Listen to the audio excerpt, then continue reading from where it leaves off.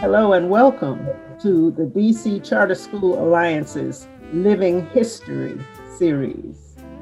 Today our guest is Donald Hense, Chairman and founder of Friendship Public Charter Schools. And Donald, I'd like to ask you to begin by giving us a little insight into Friendship. Friendship got started in a very interesting way. We had at Friendship House is where we were. I was the CEO of Friendship, a large social services agency located on Capitol Hill. And we were looking at what could we do to improve education. And it frankly came out of our daycare center. Parents would leave the daycare center, kids going into kindergarten, and they would come back and say, you need to send somebody over there. Something is wrong. And they were actually talking at that time about Brent Elementary School. And so finally, after a couple months of this, we sent our child development specialist to take a visit at the school, see what's going on with our kids. And she came back, she said, well, the environment is not like ours. She said, it is a sit down and shut up environment. And we never taught kids to sit down and shut up. That frankly was not a part of Friendship's philosophy at all. And so from that, we actually noted that they had had passed the charter school law in DC, and we established a task force. That was actually my background. My background was higher education. And in higher education, the first thing you do is establish a task force. And so we established a task force that was made up of DC public school principals and teachers and one college president. And so that was interesting. The task force met many times, came out with the full report, and the recommendation was that Friendship look into establishing a charter school. Well, even though the law had been passed in DC, frankly, we didn't know anything about charter schools. And so we began to research charter schools. Well, the next thing that happened is that a friend of mine who headed up youth programs for Marion Wright Edelin at the Children's Defense Fund, Lisa Sullivan, invited me to come speak at a youth forum that she was having at Vassar College. So I drove to Vassar to speak, and on the program, believe it or not, the other person was Howard Fuller. So Howard and I spoke. We were the old people there. Everyone else was young. And then I sat down afterwards, and this lady came over to me and she said, hi, my name is Deborah McGriff, and I'm the vice president of Edison Schools. And she gave me her card, and I actually have the card she gave me. She was senior vice president of the Edison project. She said, I understand you want to start charter schools. Let's talk. So within a matter of a week or two, she had Chris Whittle down here.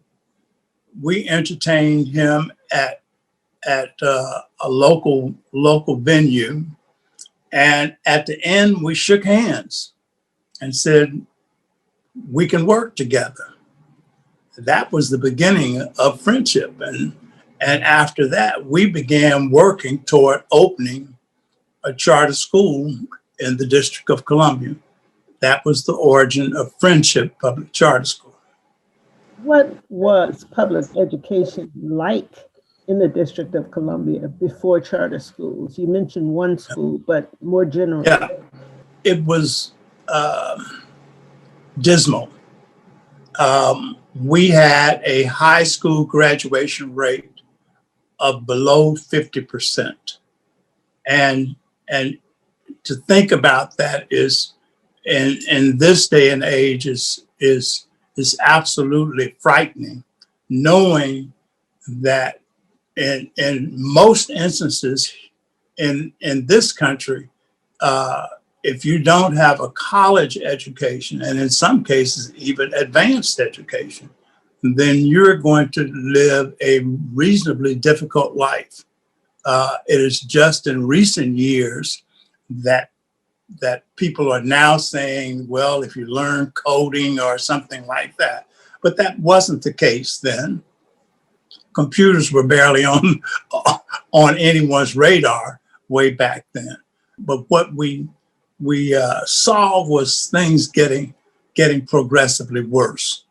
And so if we could just improve the number of kids graduating from high school, we thought that would be a big improvement over what we have.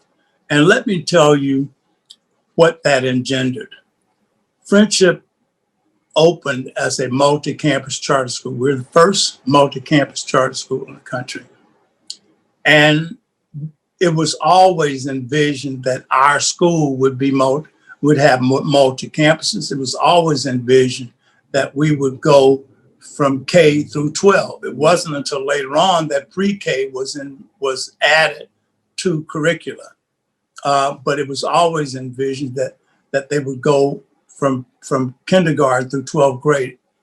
I was, of course, naive. I always believed that if you started with Friendship, that you would be with Friendship forever. And of course, one of the things that school choice will teach you is that people will go where they want to go. So, but our high school, since it's been founded, has an average graduation rate of 95%. And if you think about that and where the kids could have been, and our schools are one is located in Ward 7, the other high school is located in Ward 8, and we have a college graduation rate that's double the national average for our kids, and that is hugely important. That is indeed hugely important. And you have segued to my next question, which is, what is the point and purpose of chartering public schools in DC? Back then, with the graduation rate being so bad, charter schools at that time were mostly promoted by people thought by Republicans.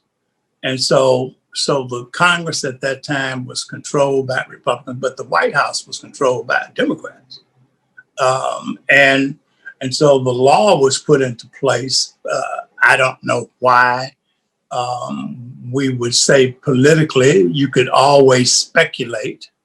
But frankly, I thought that anything that widened the opportunities for our kids to get a public education and perhaps graduate college, that to me was spectacular. And so that's what I wanted out of it. I don't think that the climate at that time, the political climate, was necessarily all that good.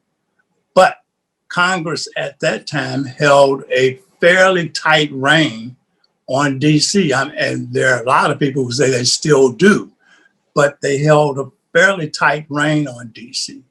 But what happened is that rather than let Congress dictate it, the city council got involved and passed its own charter school law. And that is what we have been operating really off of two laws all of this time. I have heard you say, Donald, that back in 1997, 98, when you started Friendship Public Charter School, there were more Black kids in jail than in high school. That's true. and that was part of the motivation for Yeah. you. Let's understand that we were in the middle of a regime where the only thing that was important was locking up black boys, and frankly, I'm sure that that's still in effect today, based on what we see.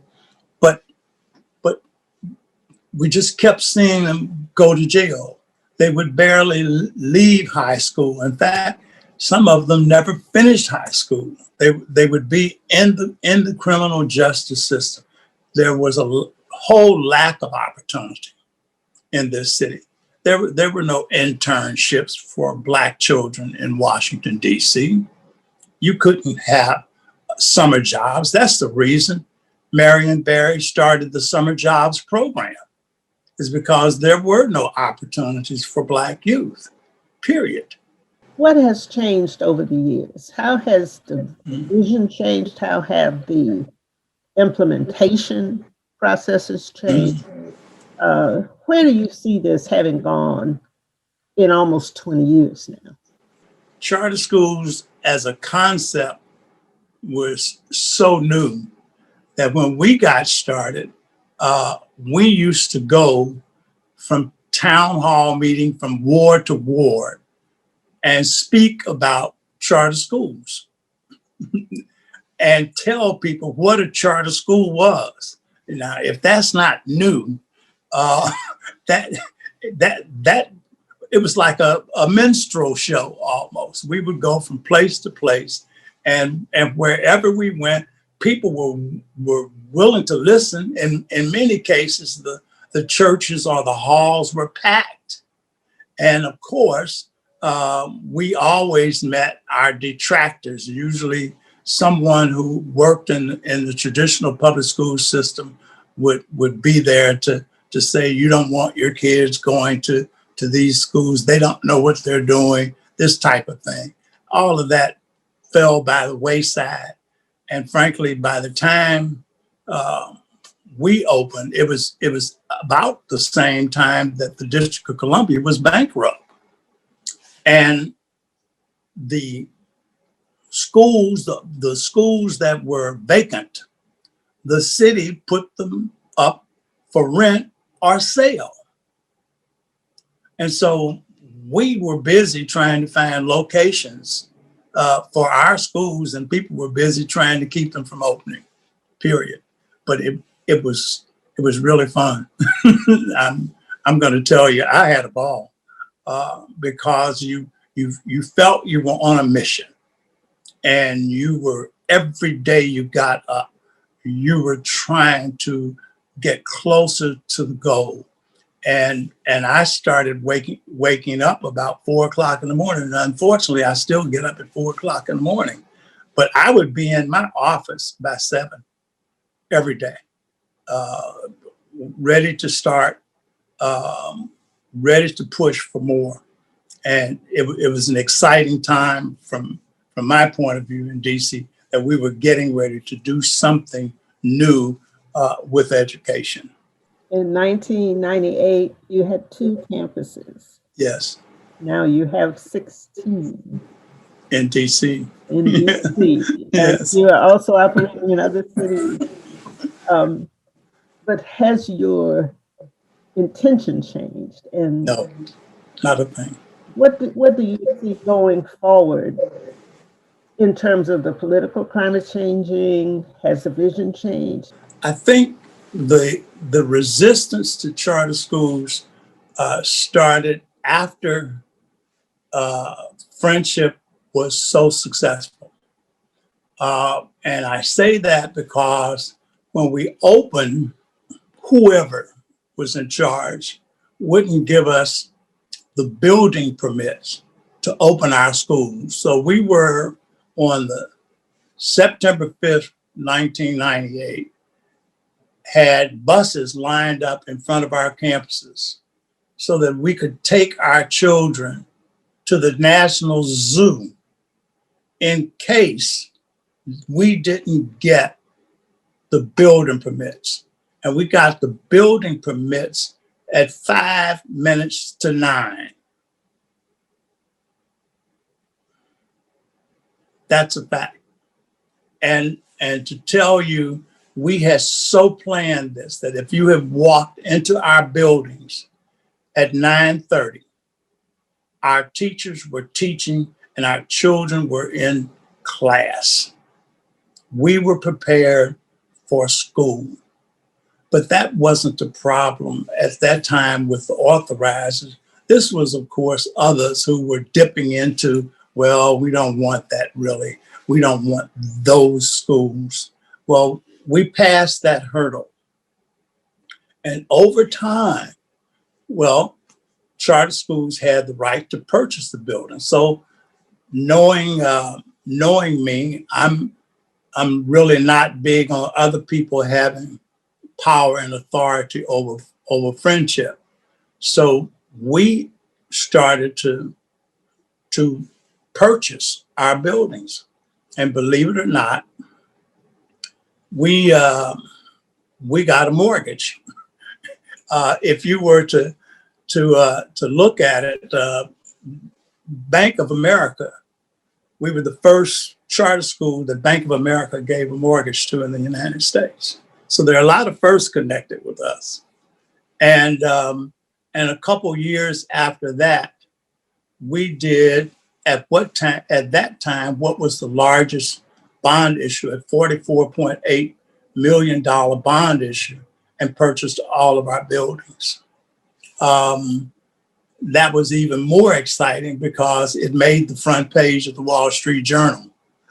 That to me, that was just cool as it could possibly be. But what bothered me during that time is that a member of the city council stopped charter schools from purchasing buildings. That's why charter schools now lease buildings. They can't purchase the public school buildings. And the reason that was stopped is this woman sat on the podium and said, well, we need to stop that. We don't know what Donald Hense is going to do with those buildings. He might turn them into condos. Well, the DC government has been turning them into condos. Donald Hense's buildings still are schools. But it was just awful because the schools could no longer purchase those buildings. So many of them, as they still are today, sitting unused. 22, 23 years later, the buildings and charter schools have no place to go. We're renting warehouses. So that to me is one of the changes over time that I don't feel was necessary. The other thing that's happened is that the authorization has changed. What we have seen over the years is that the authorizer has turned itself into a board of education.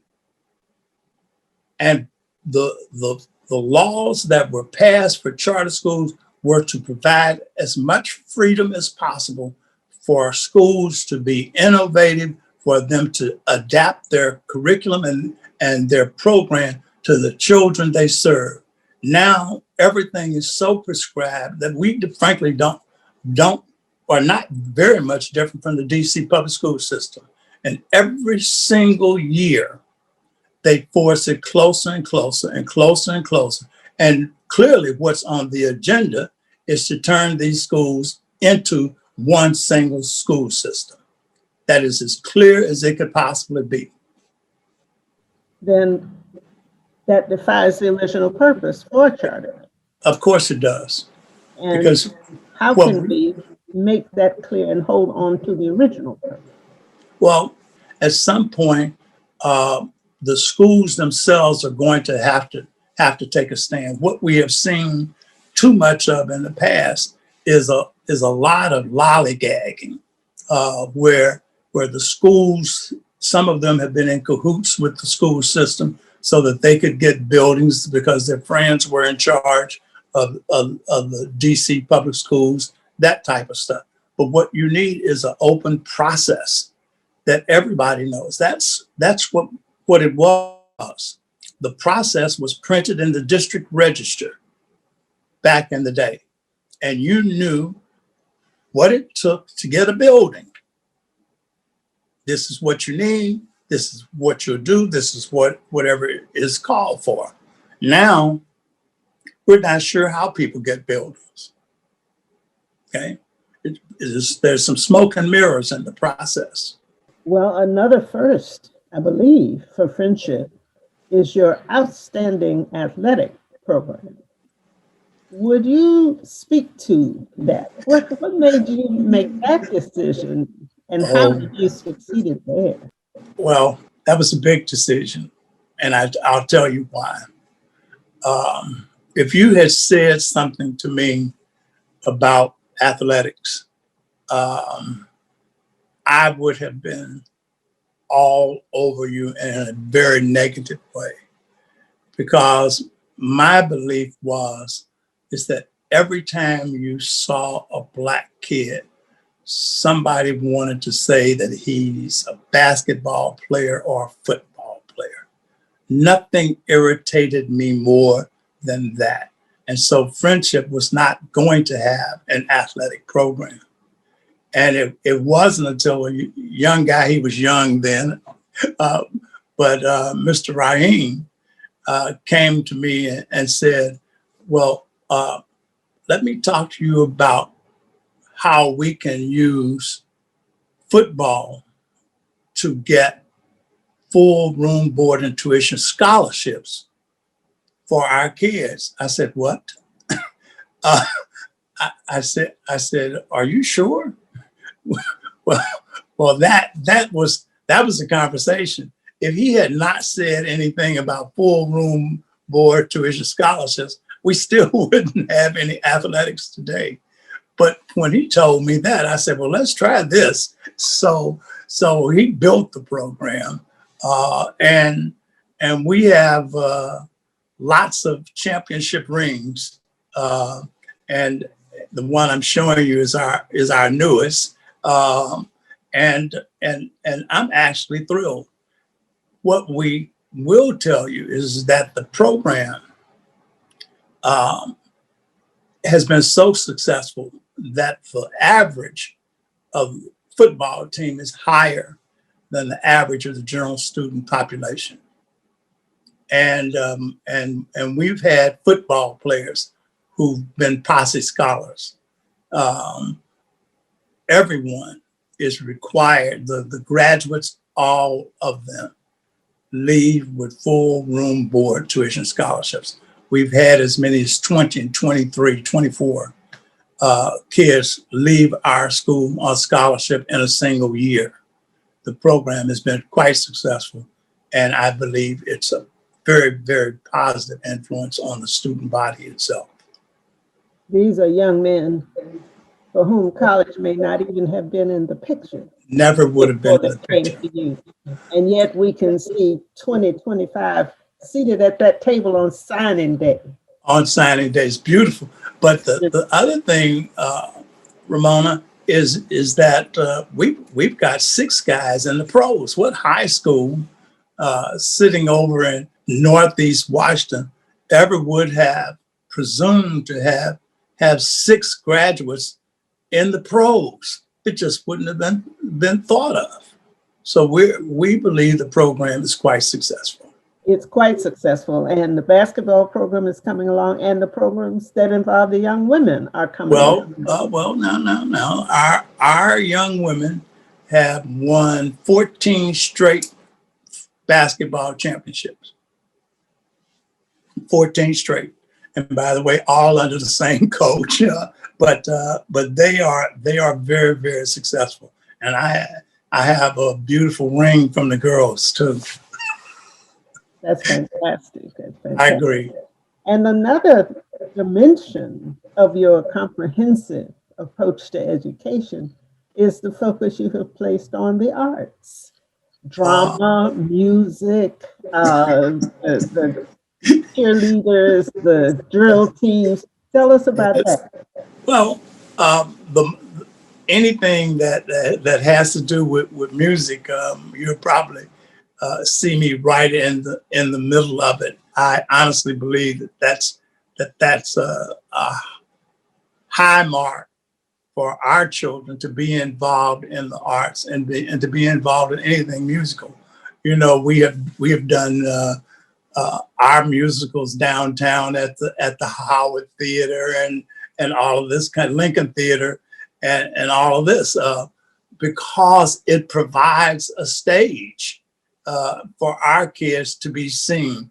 The auditoriums are packed to see them perform, and they love it, and we love it. So I agree with the arts, and in fact, we have a big arts program that's coming up, and we want to thank Barry Lofton for having started all of these arts programs for French. He was very instrumental in it, and now we have an exhibition that's coming out that's really about what the teachers have done during this very difficult lockdown period. And we can't leave out your dual enrollment, college preparation, advanced placement program. Well, let's talk about it. We have had more Posse scholars than any school in the region. So understand that these are nationally competitive scholarships, full room board tuition for kids. And we've had more than any school in this region. The other thing to talk about academically is that we have gotten over $80 million in scholarships for our students to go to college. And that is absolutely tremendous. So college is important. It's important to Mr. Hense. It's always been important to Mr. Hense. That's what Mr. Hense pushes. I'm sure there are kids who don't make it, but that's not our intention. And we spend our time with our alumni trying to get kids into school who didn't make it. We'll look you up, meet with you, and try to help you through that. We want everybody to go. You do, and you have an alumni network. Yes, we do. They support one another and the youngsters coming behind them, and some of them come and work for you. Oh, wow. You'd be shocked. I think we have about 25 or 30 alumni who are either teaching on our campuses or working in our offices in some capacity, network engineers, all of that kind of stuff. It's hugely important. And what makes it so good is they'll make sure, remember you said, come back. And they'll let you know that you said, come back. And I did, because that is a part of the friendship mission, to go be successful in college and come back and contribute actively to your community. And you can do that best by helping to guide the young men and the young women who come behind you, to show them that it is possible to come from Ward 7 and Ward 8 and go to college and come back and build a successful life for yourself. Contribute to your community. We love it. Thank you, Mr. Hense. On behalf of the DC Charter School Alliance, thank you so much for participating in this Living History series program with Donald Hense, founder and chairman of Friendship Public Charter School.